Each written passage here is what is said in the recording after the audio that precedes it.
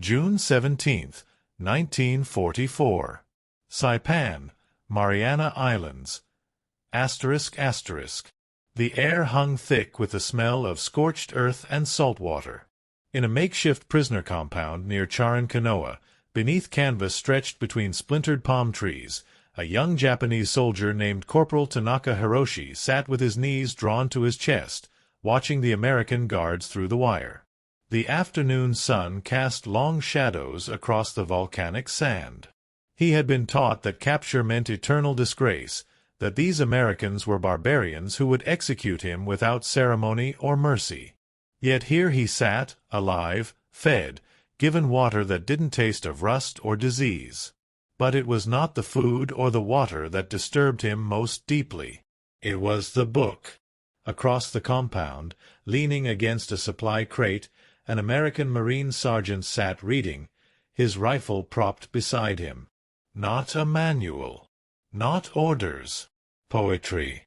Tanaka could see the worn cover, the way the soldier's lips moved slightly as he read, the small notebook in which he occasionally wrote, pausing to consider his words as carefully as any scholar at the Imperial Academy. This image violated everything Tanaka had been taught about the enemy. Warriors did not write poetry. Soldiers did not contemplate beauty. This contradiction would haunt him for the remainder of his life. The Pacific War had reached its brutal apex. By the summer of 1944, the Empire of Japan found itself pressed on all fronts, its doctrine of spiritual superiority colliding with the industrial reality of American force projection.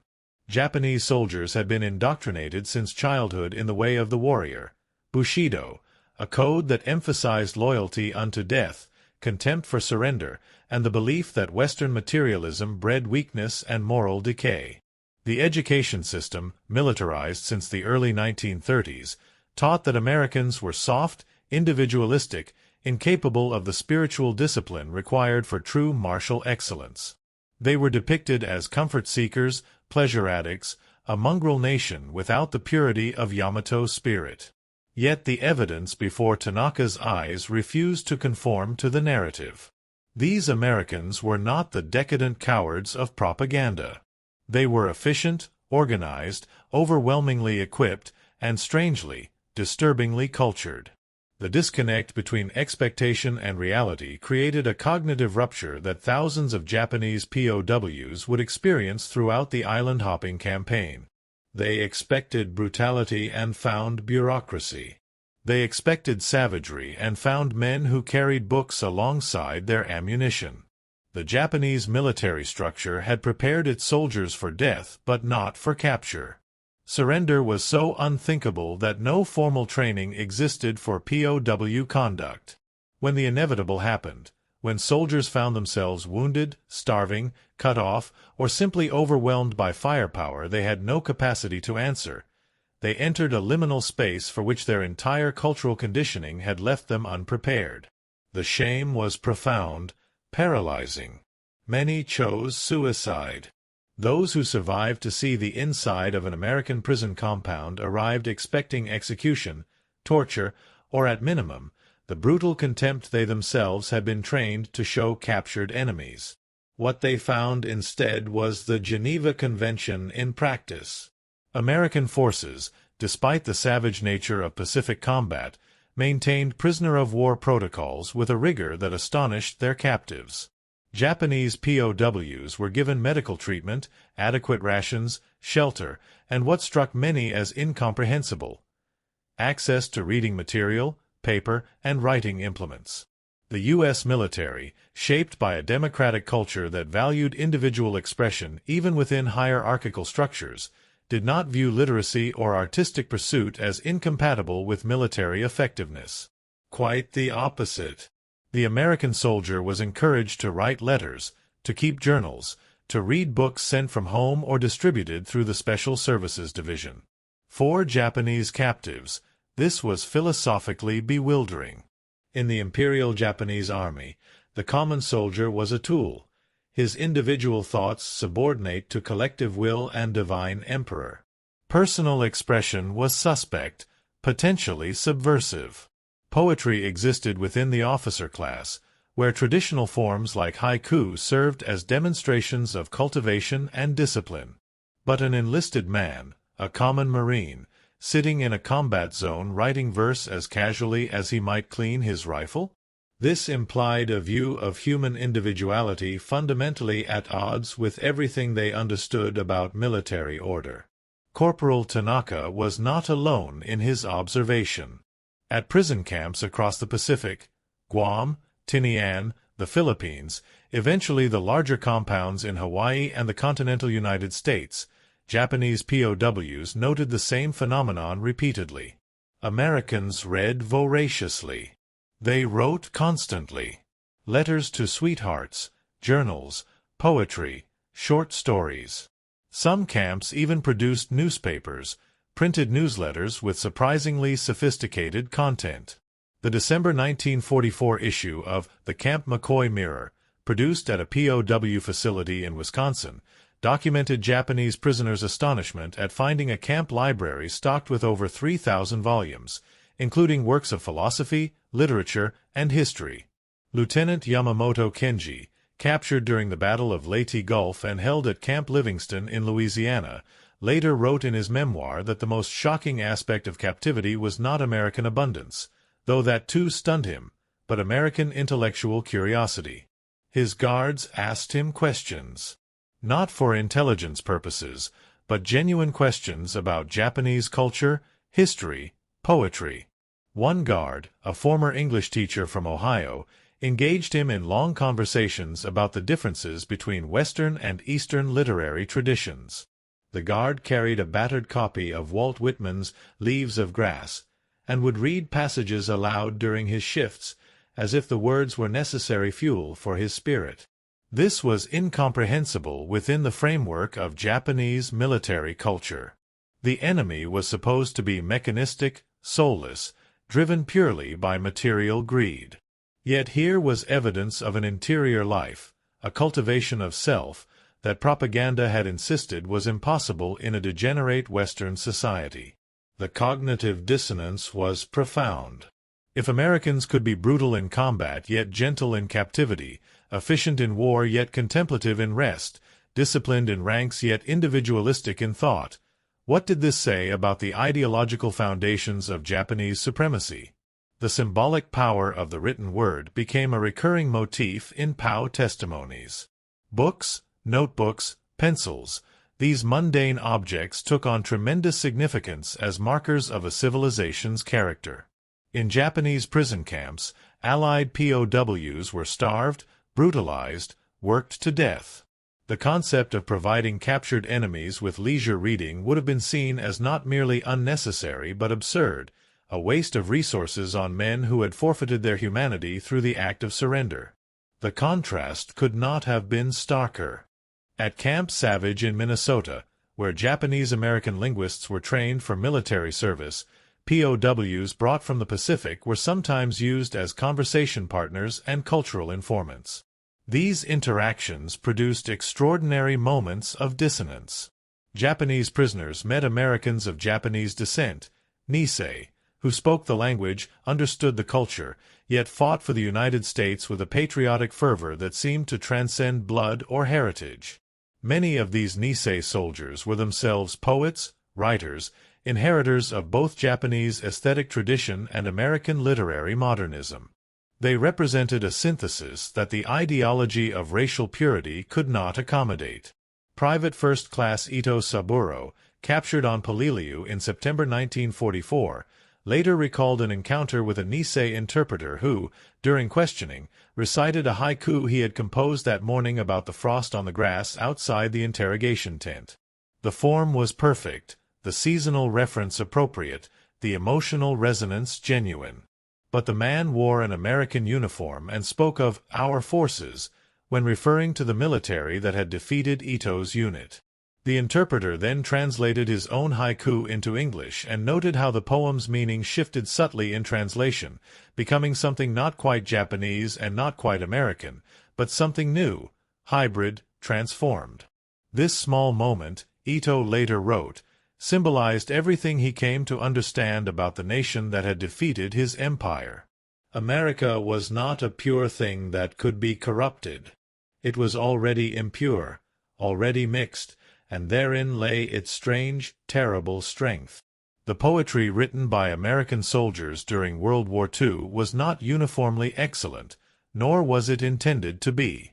What mattered was the act itself, the preservation of interior life under exterior pressure, the insistence that one could be both warrior and wordsmith, that killing and creating were not mutually exclusive human capacities.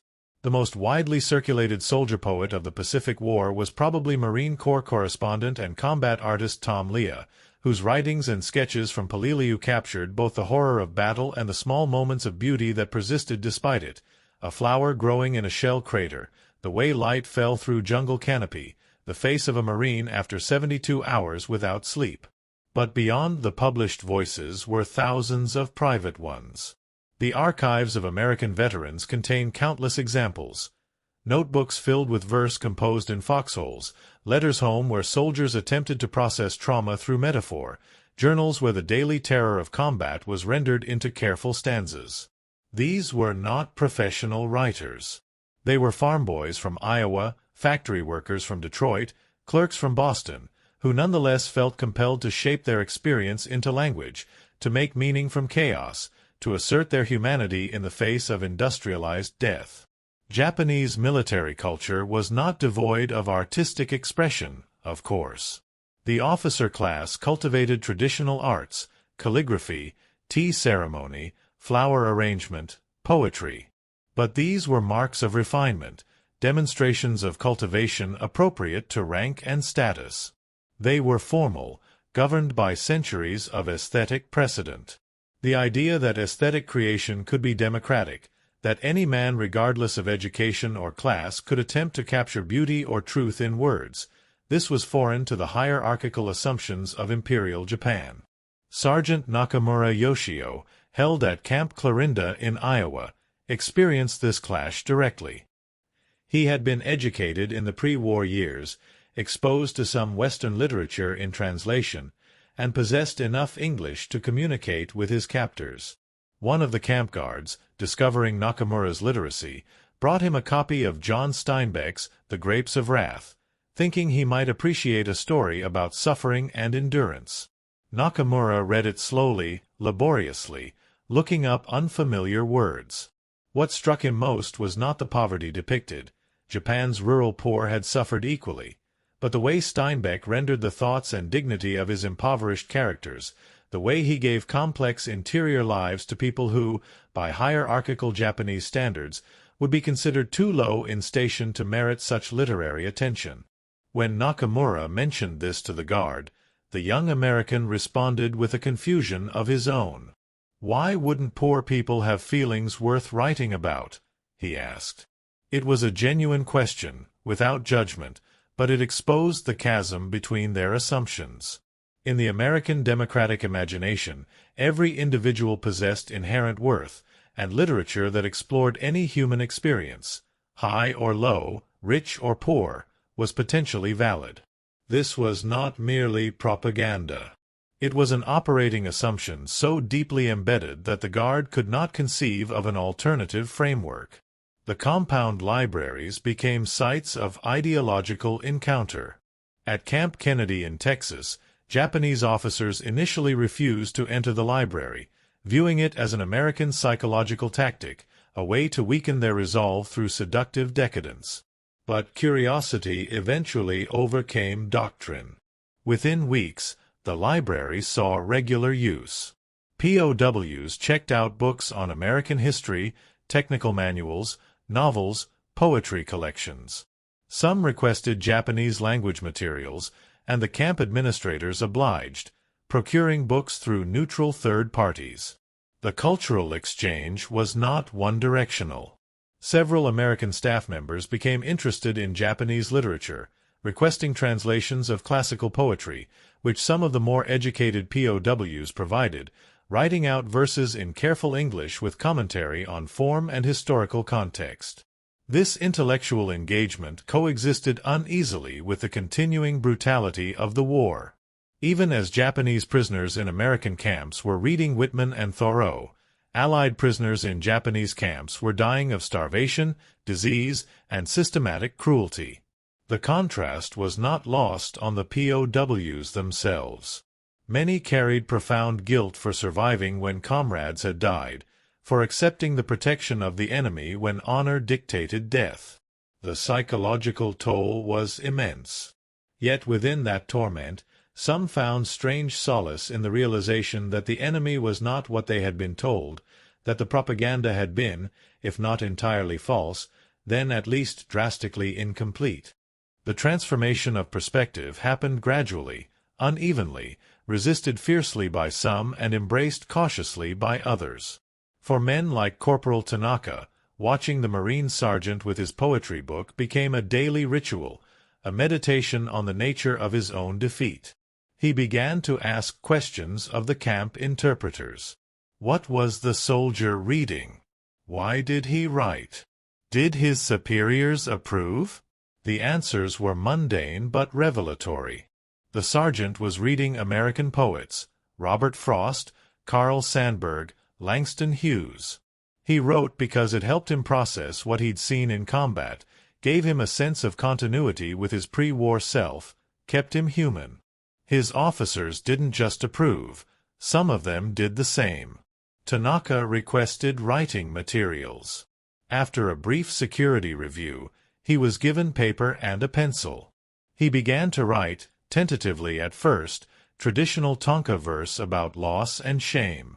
Then, more experimentally, he tried to articulate his confusion, the paradox of captivity, the strange gentleness of brutal men. The camp interpreter read some of his efforts and, with Tanaka's permission, translated several pieces for the camp newsletter. American soldiers read his words. Some responded with their own verse, clumsy attempts at Tonka form or free verse reflections on war and peace. A dialogue emerged, hesitant and limited by language barriers, but genuine nonetheless.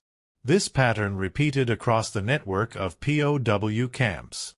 At Fort Sam Houston in Texas, a Japanese naval officer taught a class on haiku composition to interested American personnel.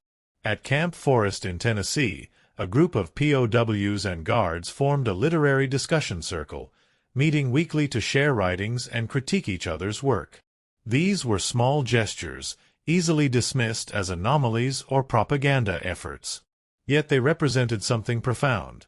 The possibility of recognizing common humanity across the immense gulf of war, not by denying the conflict's reality but by acknowledging that even enemies could share the impulse to create, to find meaning, to shape experience into art. The material abundance of American camps was another source of profound psychological impact, but it was the intellectual abundance that proved more lastingly transformative. Food could be explained by industrial capacity, by America's geographical immunity from bombing, by the exploitation of resources. But why would a nation preparing men for death also prepare them to think, to question, to express themselves? The answer, many POWs slowly realized, lay in the fundamental premise of democratic society, that the individual possessed rights and dignity that even military necessity could only temporarily suspend, never erase. An army of citizens rather than subjects required a different kind of soldier, one who understood what he fought for and retained enough autonomy to think critically even within the chain of command. This realization was deeply threatening to those who remained committed to imperial ideology. In many camps, hardcore militarists among the POW population attempted to enforce loyalty through intimidation and violence, punishing those who cooperated too readily with captors or who showed signs of ideological contamination. Yet the pressure worked both ways.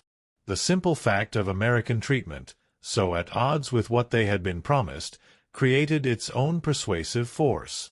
By 1945, as the war ground toward its inevitable conclusion, American intelligence services had successfully recruited thousands of Japanese POWs as intelligence sources, translators, and even psychological warfare assets, not primarily through coercion but through the slow erosion of ideological certainty that captivity produced. The symbolic object that recurs in testimony after testimony is the notebook, the small bound collection of blank pages that represented possibility, that invited the inscription of self. In Japanese prison camps, Allied POWs hoarded scraps of paper as precious resources for documenting war crimes, for keeping records that might someday serve as evidence. In American camps, Japanese POWs were given notebooks freely, invited to fill them however they wished. Some wrote poetry. Others kept detailed journals. A few drew illustrations, botanical studies of American plants they'd never seen before, portraits of fellow prisoners, sketches of camp life.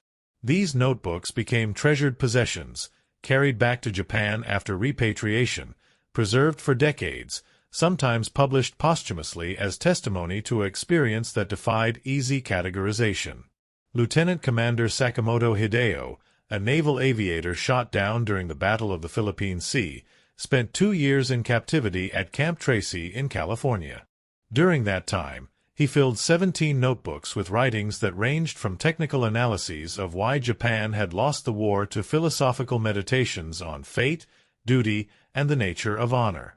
He also wrote poetry, both traditional Japanese forms and experimental free verse in English, which he learned during his captivity. After repatriation in 1946, he published excerpts from these notebooks under the title The Mirror of Defeat, in which he argued that Japan's loss was not merely military but philosophical, that the empire had misunderstood the source of Western strength, mistaking it for pure materialism when it was in fact the marriage of material abundance and intellectual freedom. Sakamoto wrote, "We were taught that Americans would crumble without luxury, that deprivation would break them while it strengthened us. But we did not understand that their abundance was not an end but a foundation, that they built upon material security a culture of individual expression we had systematically suppressed." The American soldier carried poetry in his pack not because he was soft, but because he knew what he fought for. Not the glory of emperors, but the freedom to write his own thoughts, to speak his own truth, to live an interior life of his own choosing. We fought for an abstraction called national spirit. They fought for the concrete reality of personal liberty.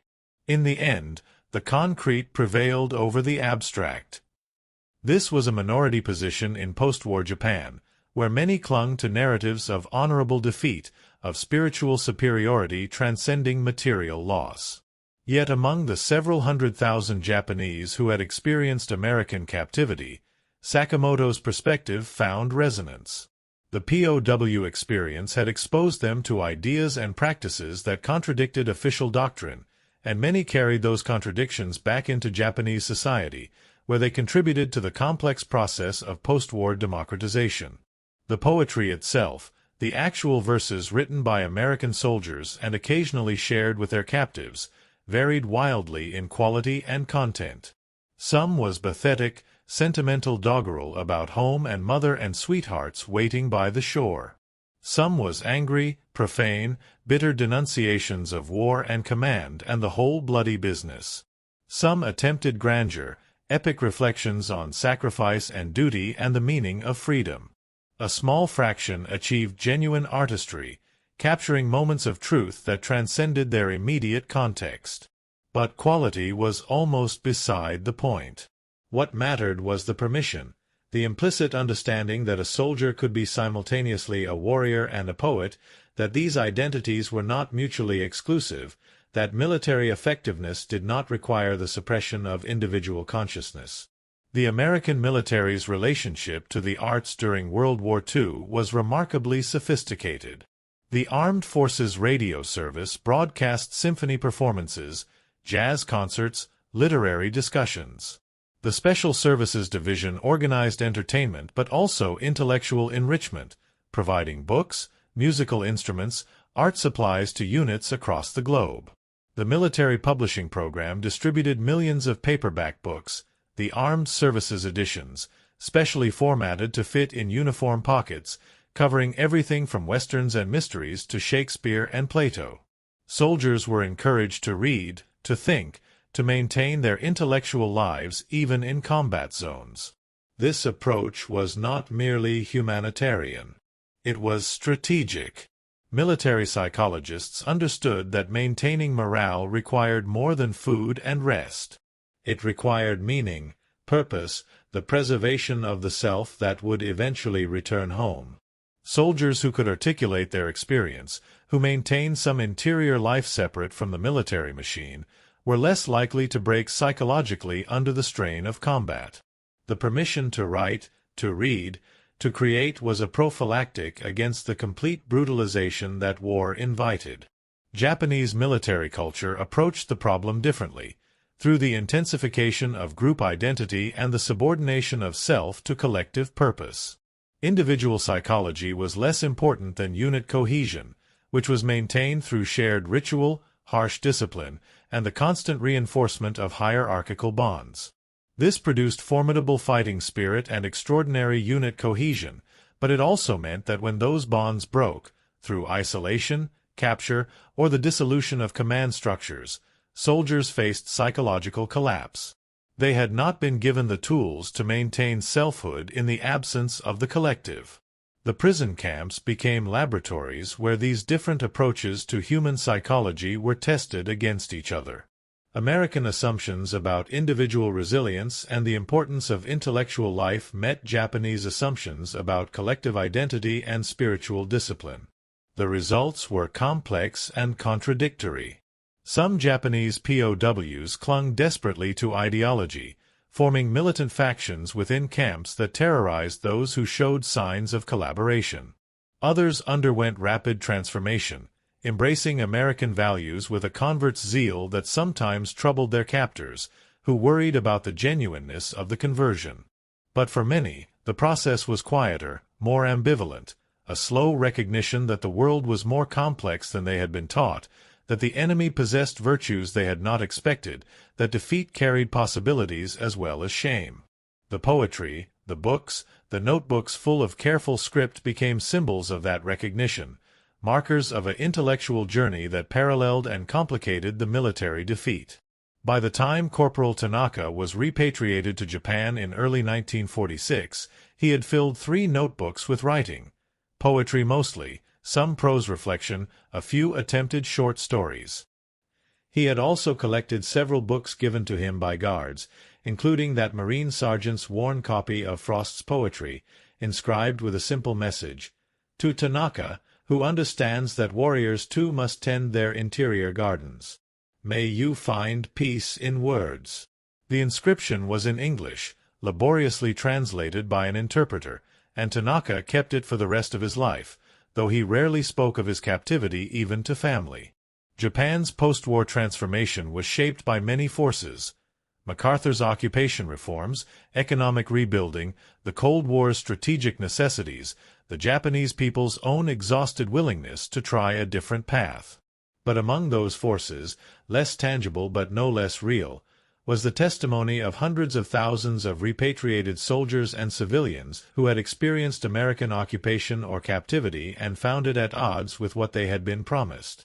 They brought back stories of abundance, yes, but also stories of unexpected humanity, of American soldiers who gave chocolate to children and wrote poetry in foxholes, of a nation that defeated them utterly but did not destroy them, that possessed both overwhelming power and surprising restraint. The image of the American soldier with his poetry book became, in some memoirs and testimonies, a metonym for the entire paradox of defeat, the recognition that Japan had lost not just militarily but philosophically, that the spirit they had been promised would prevail had met a different kind of spirit, one rooted not in self-abnegation but in self-expression, not in the suppression of individuality but in its cultivation. This was not the soft decadence propaganda had predicted. It was something harder to categorize, harder to dismiss, a civilization that could produce both flamethrowers and sonnets, that waged total war while maintaining libraries, that sent its young men to kill and die but also gave them permission to question, to wonder, to write. In the decades after the war, several veterans of American captivity became poets themselves, contributors to Japan's vibrant post-war literary scene. They wrote about their experiences obliquely, rarely directly addressing captivity but carrying its lessons into their work, a preoccupation with freedom and constraint, with the relationship between individual and collective, with the possibility of finding beauty in the midst of destruction. Their American captors, meanwhile, scattered back into civilian life, most abandoning poetry once the immediate need for it had passed, returning to farms and factories and offices, their wartime verses forgotten in attic boxes or discarded altogether. But the encounter itself remained, encoded in memory and testimony, a small but significant instance of how war reveals not just brutality but complexity, not just destruction but strange, unexpected moments of shared humanity. The American soldier writing poetry in a prison camp was not a propagandist's invention. He was real, documented in photographs and memoirs and the testimony of prisoners who watched him with incomprehension that slowly transformed into reluctant respect. What does it mean that warriors write poetry?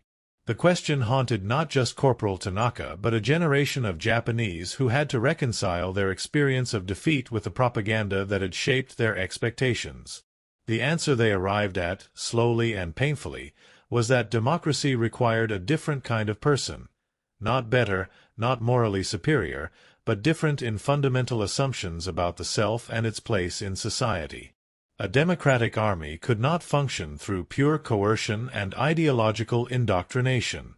It required soldiers who understood what they fought for, who retained enough individual consciousness to make moral decisions under pressure, who could return to civilian life without requiring complete psychological reconstruction. The poetry was training for citizenship as much as any weapon. It kept alive the habits of thought, questioning, reflecting, articulating, that democracy required even when temporarily suspended by military necessity. Japanese military culture, by contrast, had trained its soldiers so thoroughly in self-suppression that many could not survive the transition back to normal life, could not function without the structures of command and collective purpose that had defined their existence.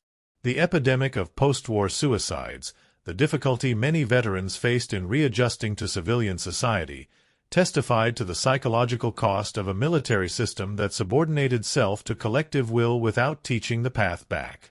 The symbolic notebook, then, represented more than just paper and ink. It represented permission to remain an individual even within the collective, permission to preserve interior life even amidst exterior horror, permission to question and reflect and articulate experience in one's own terms. American military culture granted that permission not out of softness but out of necessity, recognizing that the temporary soldier-citizen required different handling than the professional warrior caste.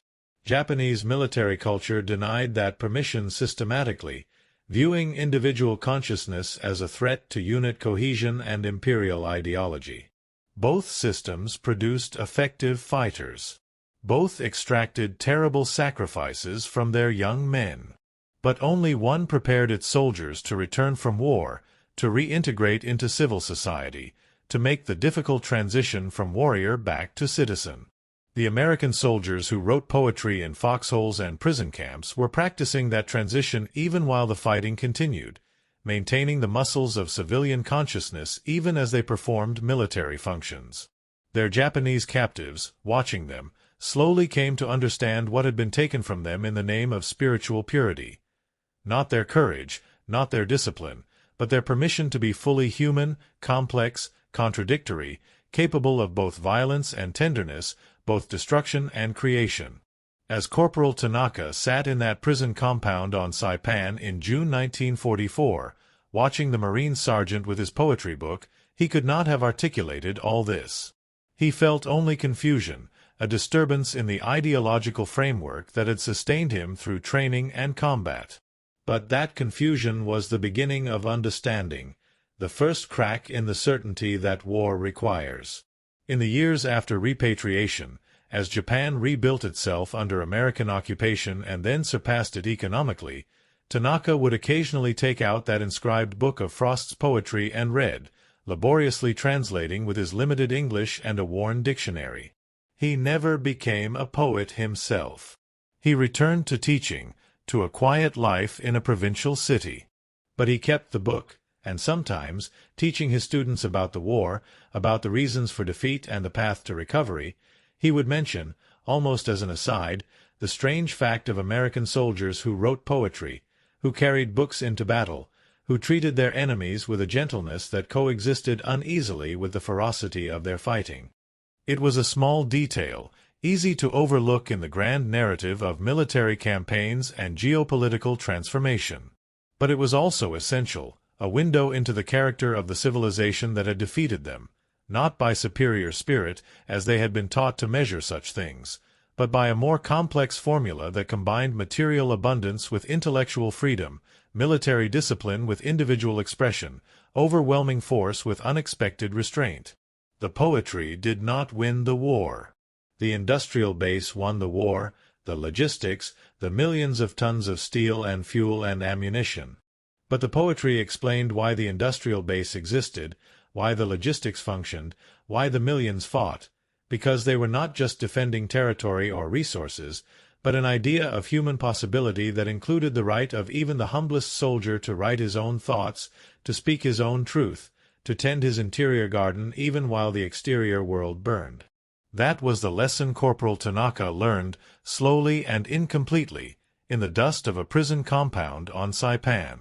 Not that Americans were better people, or that Japan deserved defeat, or that the suffering had meaning, but that the world was larger and stranger than propaganda had suggested, that enemies could surprise you, that even in the midst of total war, small gestures of humanity persisted, a book shared, a poem written, a moment of recognition across the vast gulf of language and culture and ideology. It was a thin foundation for hope, but in the ruins of empire, it was something. In the long work of reconstruction, it mattered. The warrior who writes poetry is not weaker than the warrior who does not. He is simply more prepared for the long peace that must follow war, more equipped to remember that before he was a soldier, and after he would cease to be a soldier, he was and remained a human being, complex and contradictory, capable of both the worst and the best that human nature permits. The notebook endures. In archives and attics across Japan and America, thousands of them survive, filled with clumsy verses and careful observations, with rage and hope and terror and beauty, with the voices of young men trying to make sense of senseless things. They are historical artifacts, yes, but also testaments to a persistent human impulse that even total war could not suppress, the need to articulate experience, to shape chaos into meaning, to insist that individual consciousness matters even when swallowed by collective violence. That American soldiers wrote poetry shocked their Japanese captors because it revealed a truth propaganda had obscured, that the enemy was not mechanistic or soulless, but human in ways that demanded recognition. And in that recognition, painful and involuntary, lay the seeds of understanding that would eventually make peace possible, not just as an absence of war but as a genuine, if incomplete, reconciliation between adversaries who discovered they shared more than they had imagined, including the strange, stubborn need to write it all down, to bear witness, to transform suffering into something approaching art.